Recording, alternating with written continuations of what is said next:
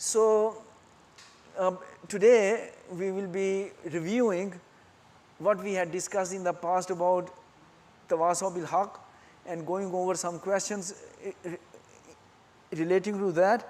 But before we do that, I was wondering if it will be useful that we do little bit exercise and we see what actions, like when scholars say that all good and bad actions can be categorized under the 6 values mentioned in this verse of Surah An-Nahl. إِنَّ اللَّهَ يَأْمُرُ بِالْعَدْلِ وَالْإِحْسَانِ وَإِيتَاءِ ذِي الْقُرْبَى وَيَنْهَى عَنِ الْفَحْشَاءِ وَالْمُنكَرِ وَالْبَغْيِ. So, which actions belong to what category? Do you think that will be a good exercise to do before we move forward? So, let me mention any good action or bad action and let us see which of the 6 category it fits in. So, who will go first?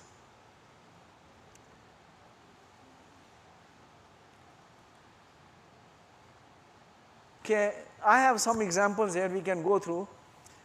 Accepting Allah as one and only Lord and deity. So, where do you think it fits in those 6 values? There is Adl, which is justice. There is Ihsan, which is excellence. There is Ita Idil Qurba, which is giving to close ones. And then there are don'ts, Fakhsha, which is promiscuous, lewd actions, Munkar, undesirable behavior, Baghy, which is extravagance and excessiveness. So, for those 6 categories, where does Tawheed, accepting Allah as one and only Lord, where does it fit?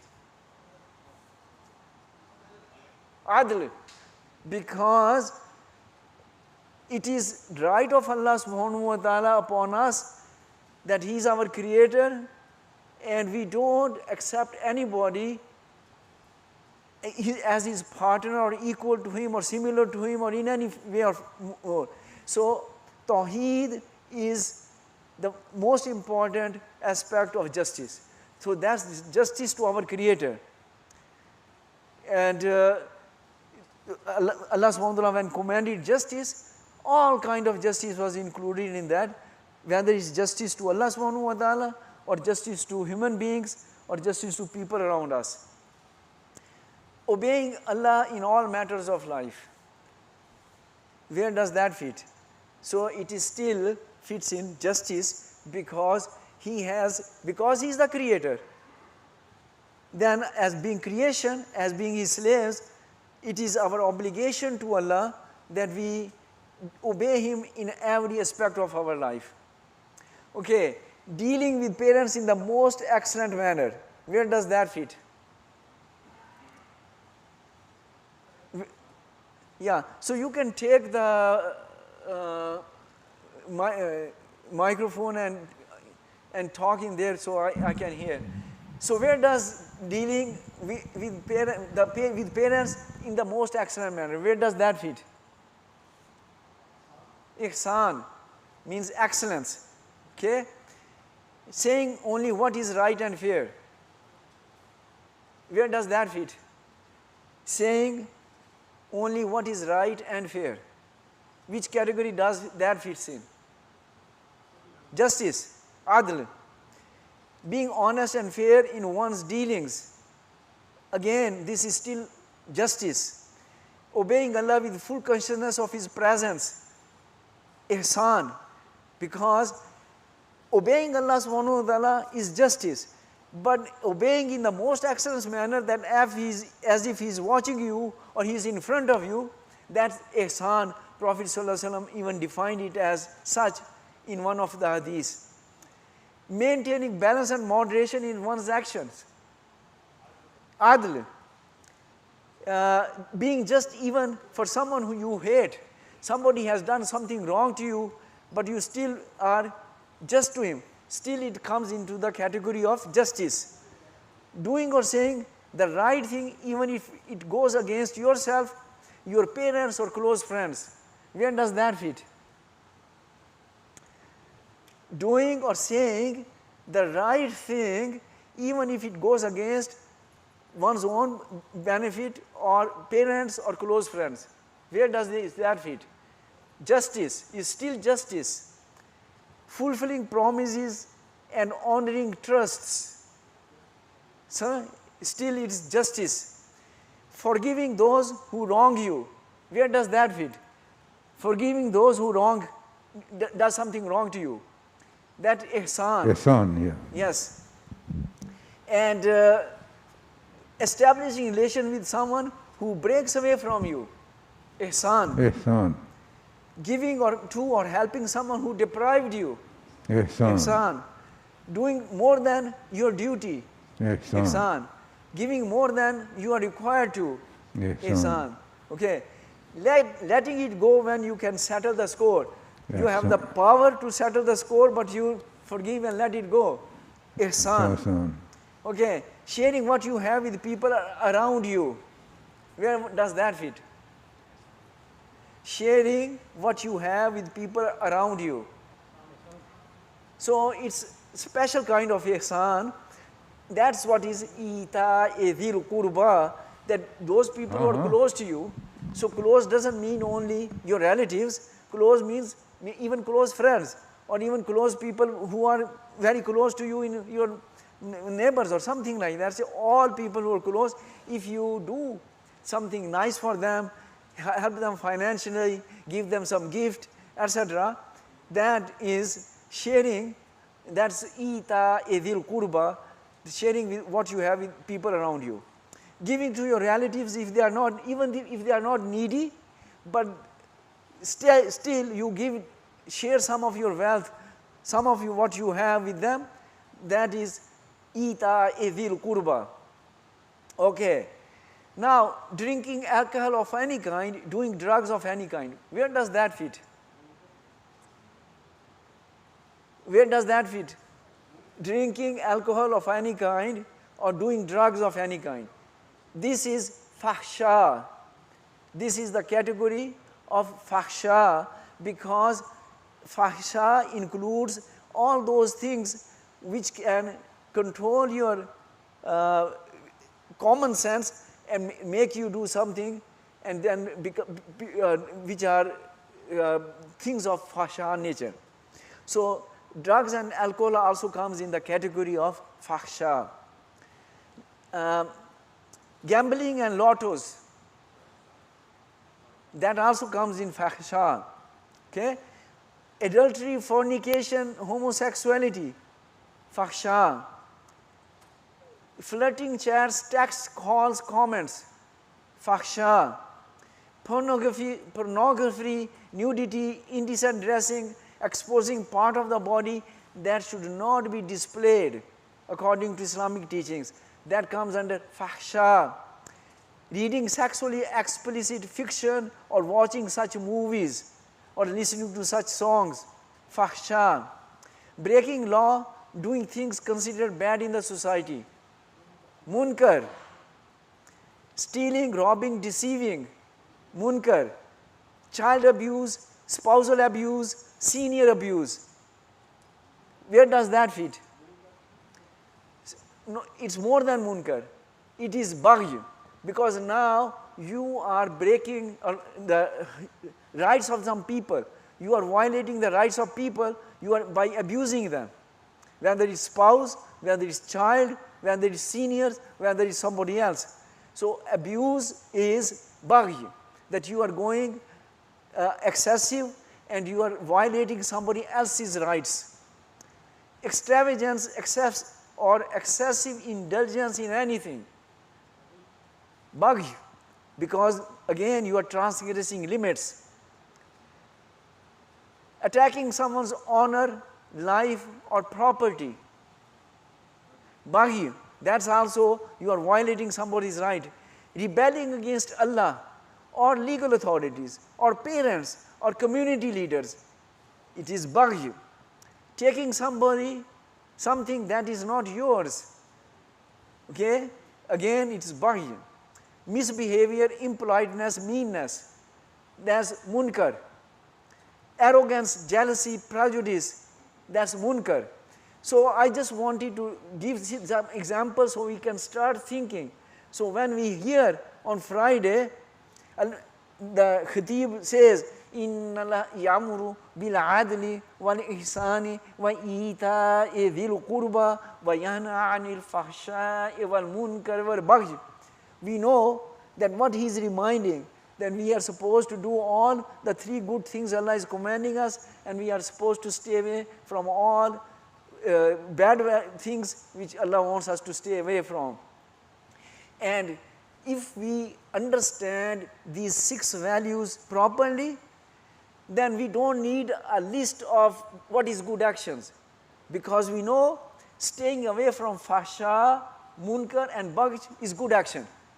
Doing things of adl, ihsan and ita'i dhil qurba is good action. So that it becomes a total big handy guide for us to remind ourselves constantly that what are good actions. Because usually when people think about good actions, what do they think about? Salah, Saum, reading Quran. Hardly anybody thinks about those things. So we need, that's why Umar radiyallahu anhu commanded the khatib that this should be recited and reminded to people in all khutbah. So most of the khatibs do that. Sometimes some people don't, but it is reminded for that purpose. As I usually say, Allah subhanahu wa ta'ala is so kind and merciful to provide us guidance, then He gives us details of the guidance, plus He gives us a formula which we can easily remember, which will be representing all those details that Allah has given. So this ayah is such formula. This is a formula of good actions, that if you remember those 6 things, you will always be able to do good actions. So that's a formula of good actions, and all those details have been provided multiple places in the Holy Quran. In the similar manner, Surah Al-Asr, 3 verses of Surah Al-Asr, that is also a formula. What is that formula for? Surah Al-Asr is formula for what? Success, avoiding failure, avoiding being loser, being successful. So, wal-asr, innal insana lafi khusr, illa alladhina amanu wa amilu salihati wa tawasaw bil haqqi wa tawasaw bis sabr. That's a formula of success. So Allah subhanahu wa ta'ala gives us formulas, and Allah subhanahu wa ta'ala also provides us details. So you will find that often it happens in Holy Quran that Allah mentions something very briefly, so that easy to remember, and then Allah provides all the details. You know, Surah Al-Asr, we have been discussing for weeks about its details. So they are all coming from Quran. So remember the formulas and remember their details. So this was from those 6 values. So let's now go to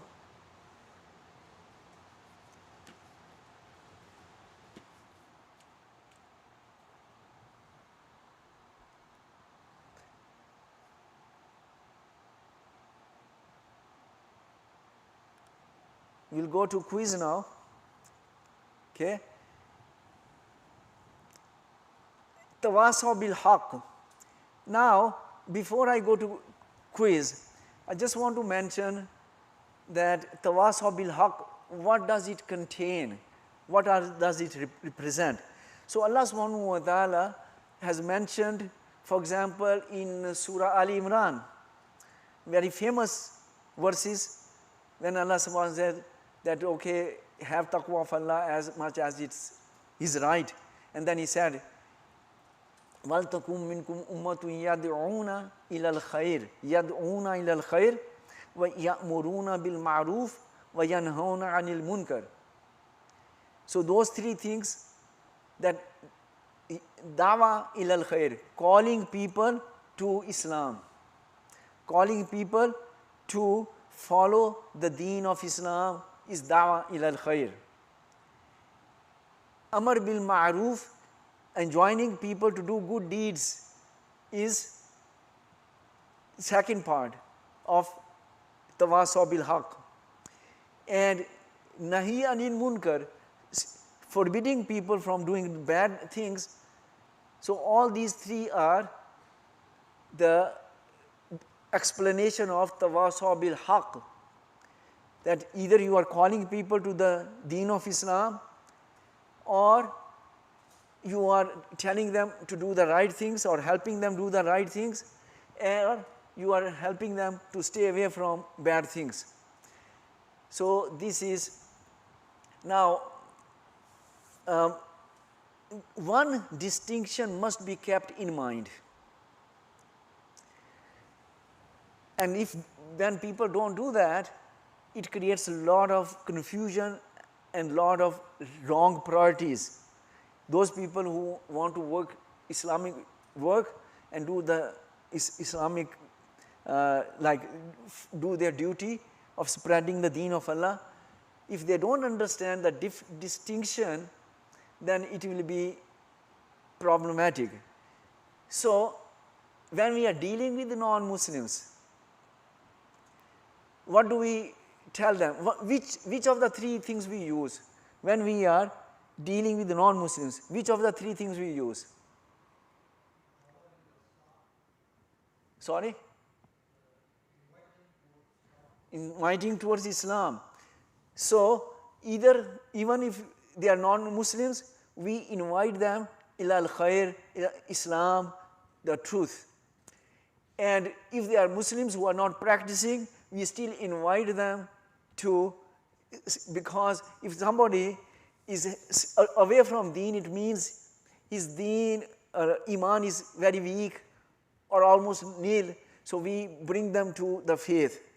But once a person has a strong faith or is trying to practice Islam, then those are the people to whom we do amar bil maroof and nahi anil munkar.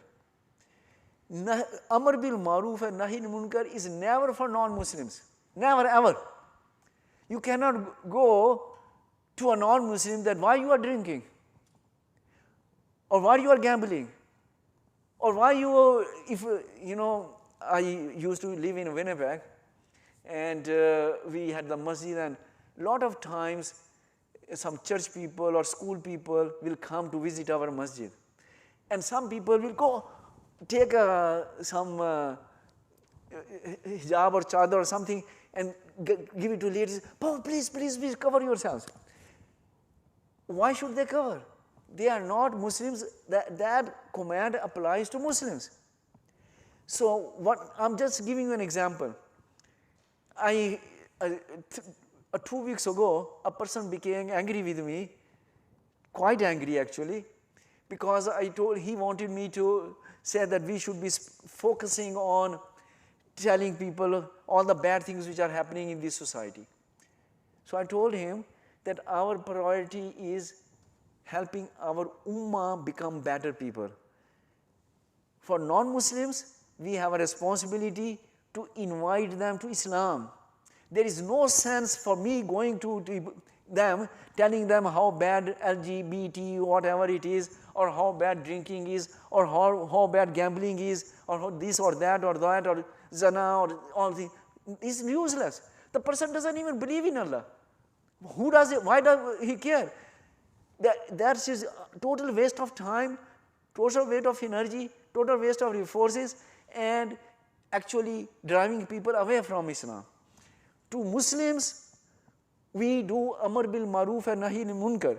To non-Muslims, we invite them to faith. Whenever we talk to them, we talk about Allah, we talk about Quran, we talk about Prophet Muhammad, we talk about Akhirah. We explain to them Islamic faith and invite them with all the logical examples, all the evidence, all the signs of Allah. We use them and invite them to khair, to Islam. And among Muslims, we do Amar bil Maruf and Nahi al Munkar, because now they have made a commitment that they are going to live a life according to Islamic commands. So if they are not, then we have a responsibility to encourage them.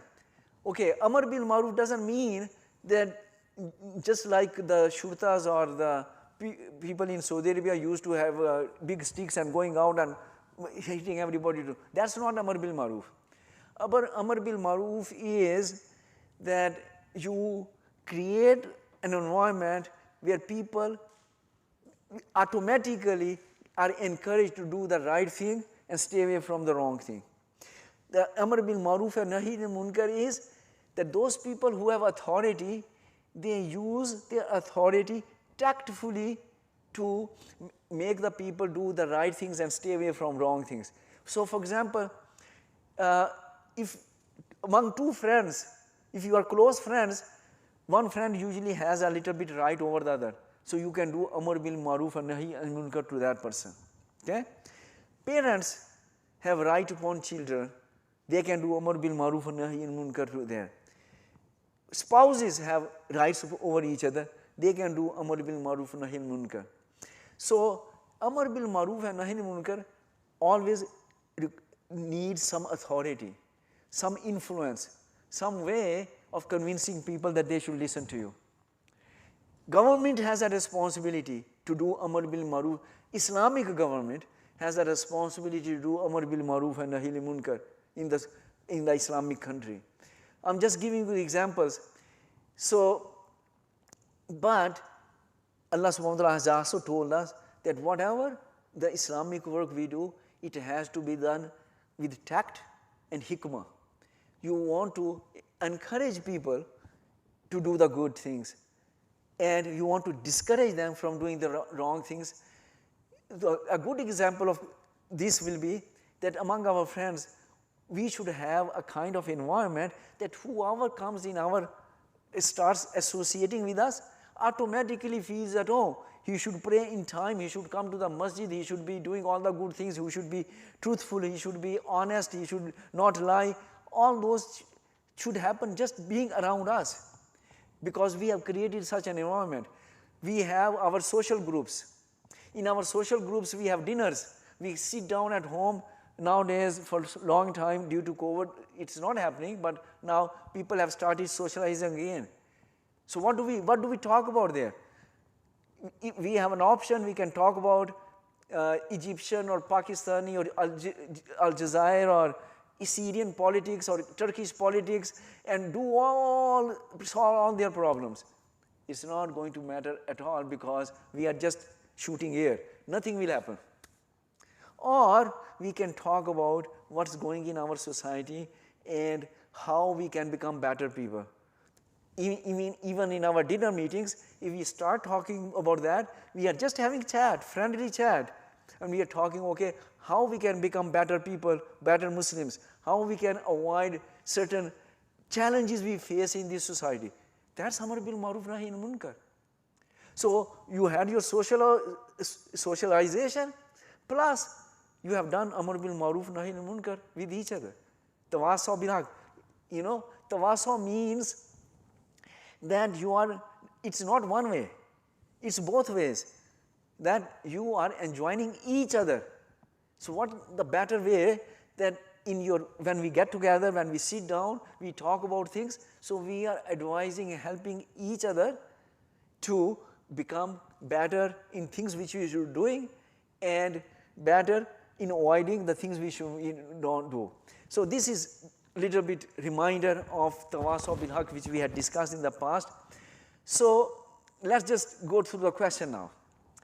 What can truthfully be said about Tawasaw bil Haq? So there are A to G. Let's see which answer is correct from bottom here. So it includes Dawa ilal khair, calling people to Islam, Amar bil Maruf, enjoining what's good and forbidding what's bad. It is an option that people can do if they are free from other responsibilities.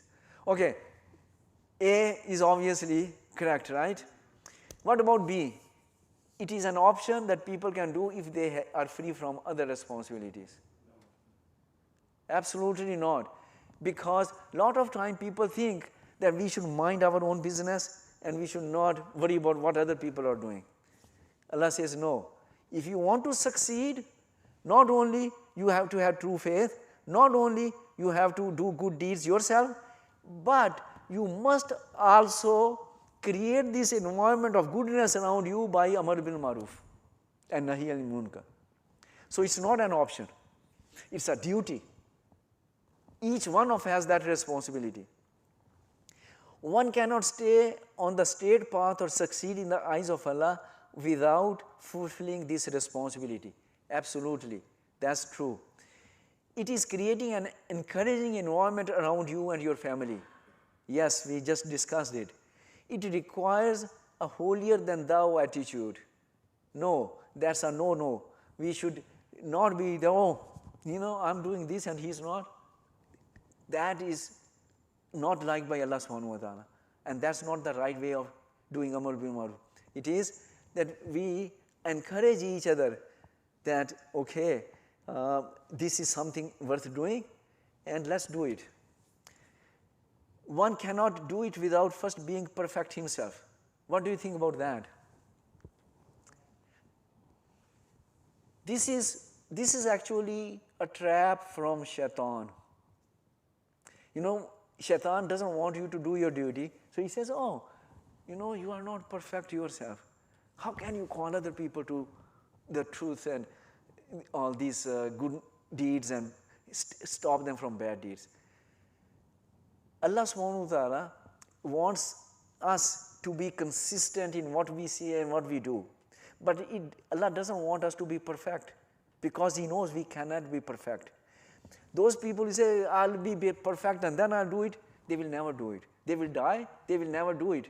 And they will be dying without doing a duty which Allah had put on their shoulder. So, if I pray regularly, I have every right to encourage other people to pray regularly, even if I'm doing something else wrong. Maybe some other brother who is not doing that wrong will correct me. But whatever I'm doing right, I can advise other people to do the same right thing.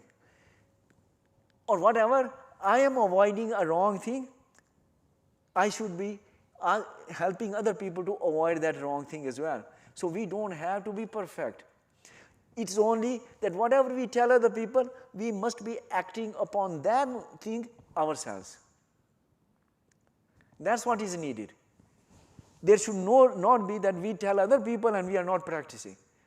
Allah subhanahu wa ta'ala says, Kabura maqtan indallahi an taqulu ma la taf'alun, that it makes Allah angry that you say something which you don't do. So that's very bad. But whatever we do, we can tell other people to do the same thing. So we don't have to be perfect to do Amar bil Maruf or Tawasaw bil Haq. We can do it, whatever good, and that's how environment will become better.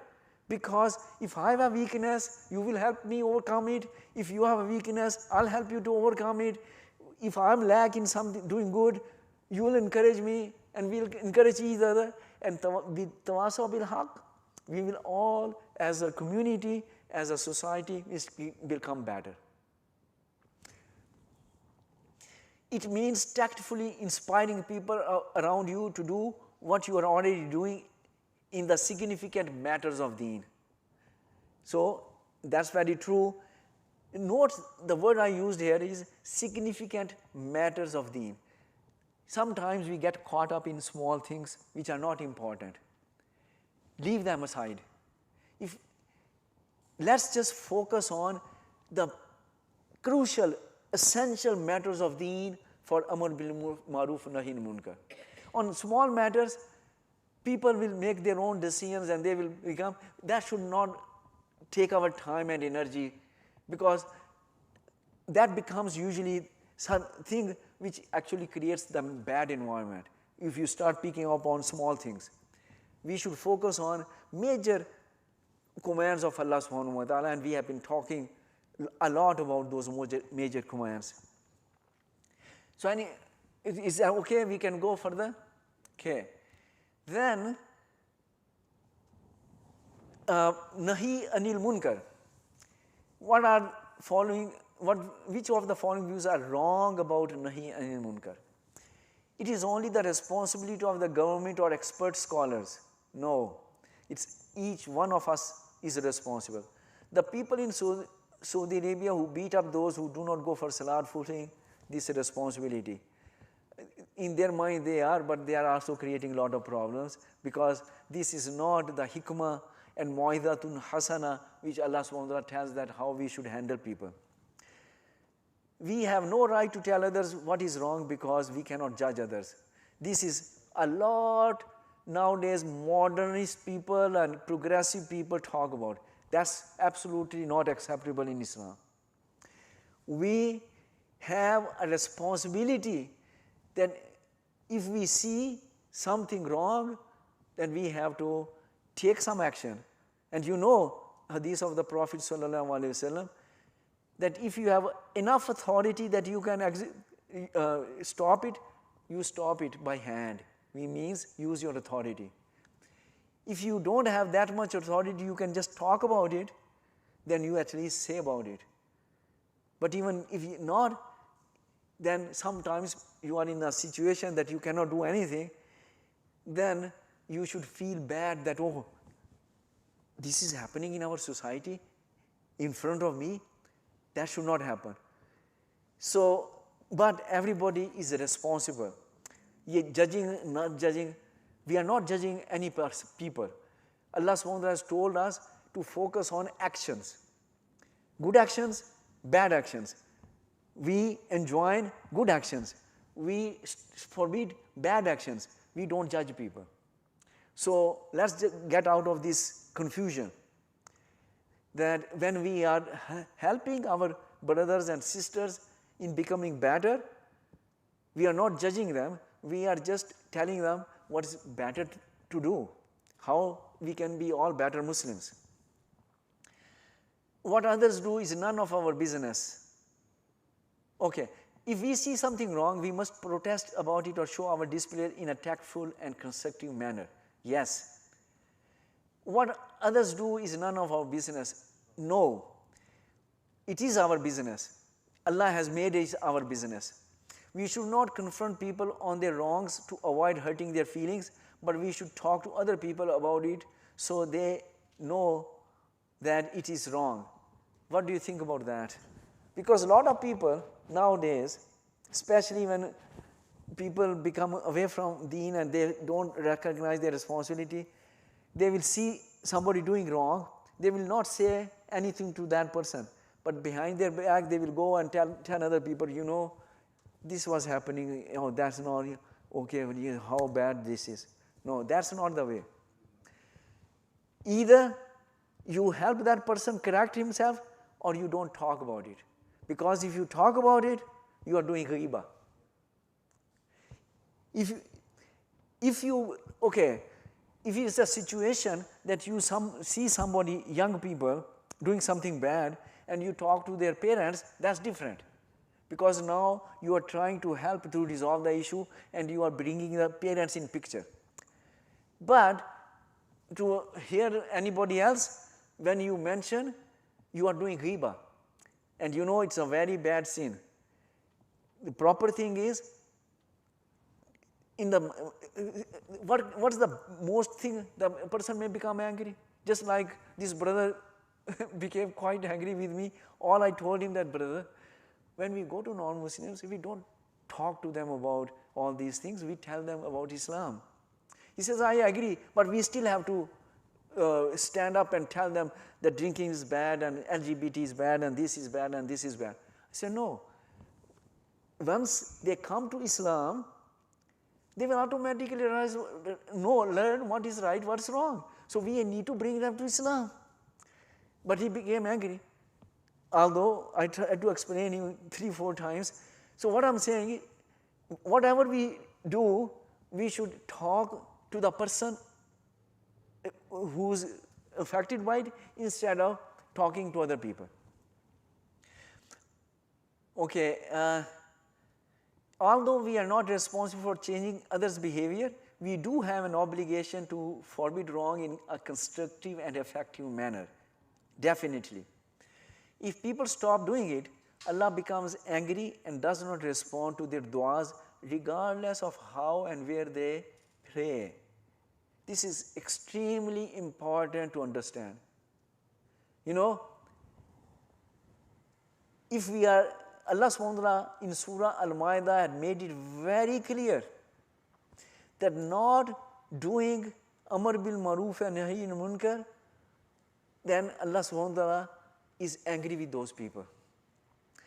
And ahadith indicate that those people who leave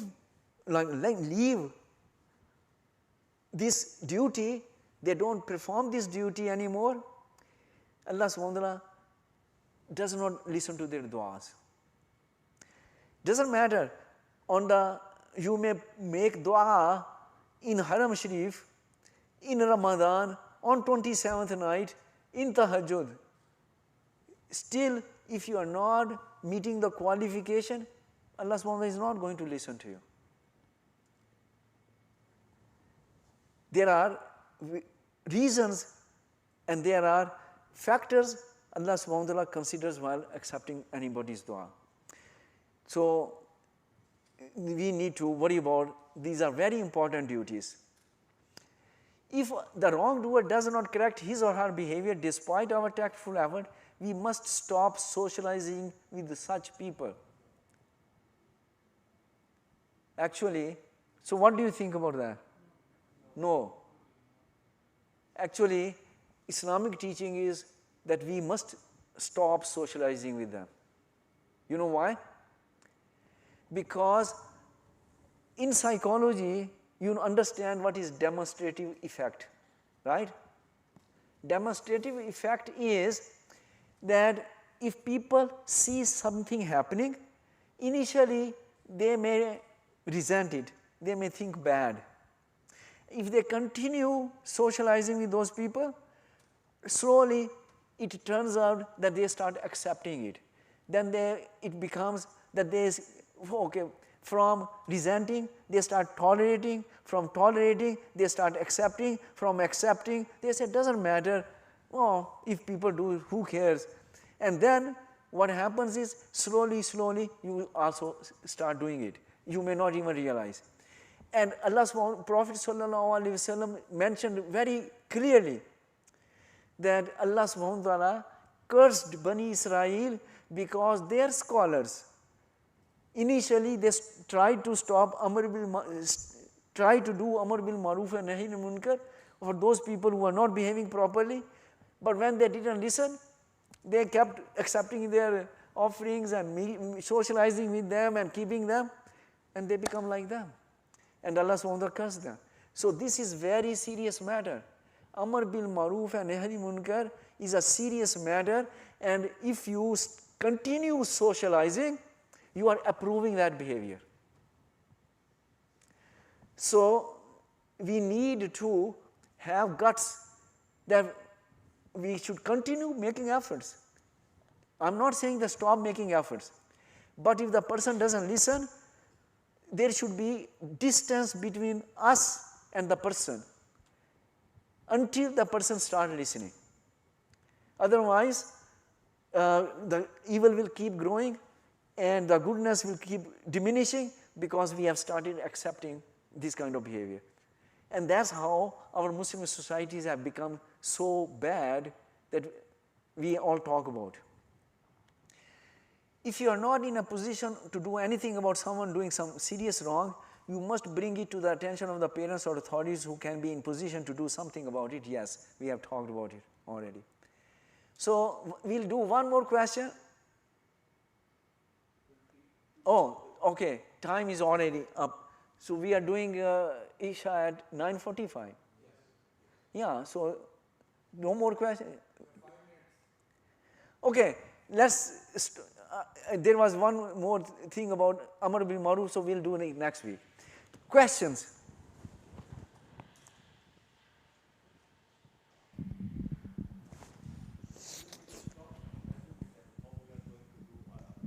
Dawah. how we are going to as Amr bil Maruf. Sorry? If we stop socializing with them, how we are going to make Amr bil Maruf? Yeah. So what happens is, because you have already exhausted all your means, you have done whatever you could, person doesn't listen. So now you are putting yourself in danger. So it's better to distance yourself. Yes, you won't be able to, but you are not now in that social gathering anymore, because you have distanced yourself. And there will be opportunities you will come across, and whenever you come across them, then you still will have a responsibility to talk about that thing and address it. But it's not from me.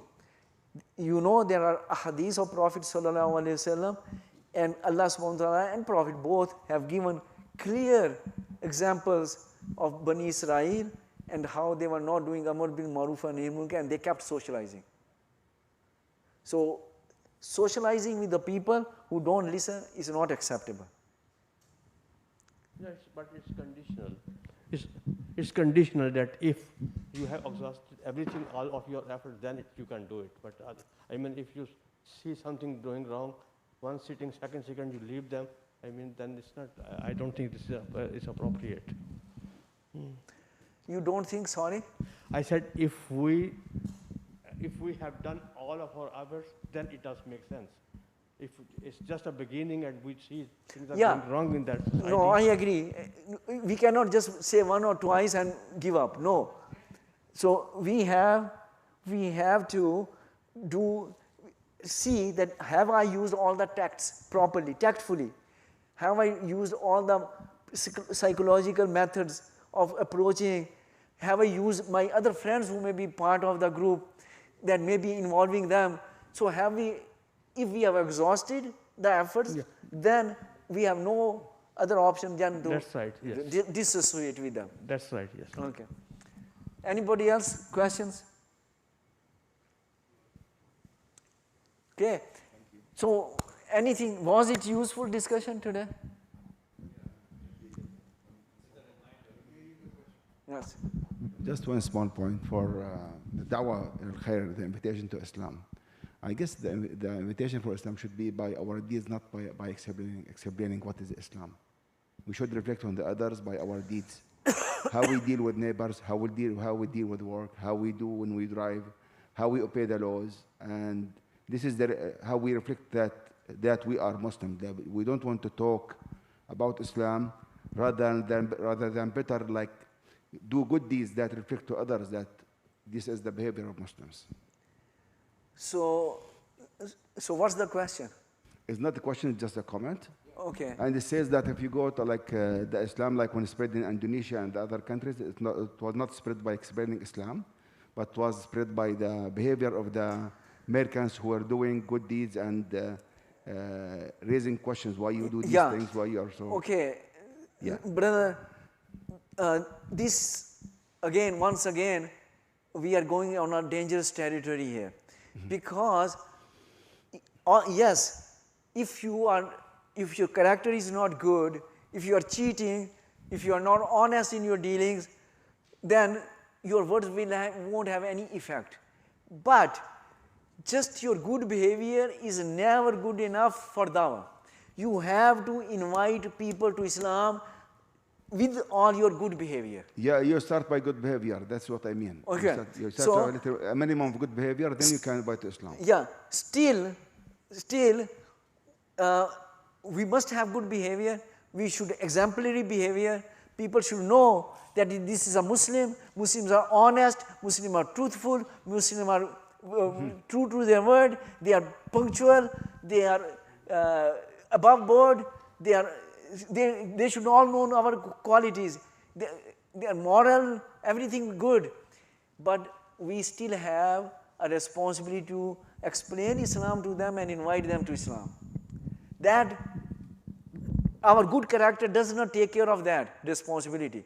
We still need to invite them, explain Islam to them, present Islam to them, and bring them to Islam by invitation. So أقول قولي هذا واستغفر لي ولكم لسائر المسلمين. السلام عليكم ورحمة الله وبركاته.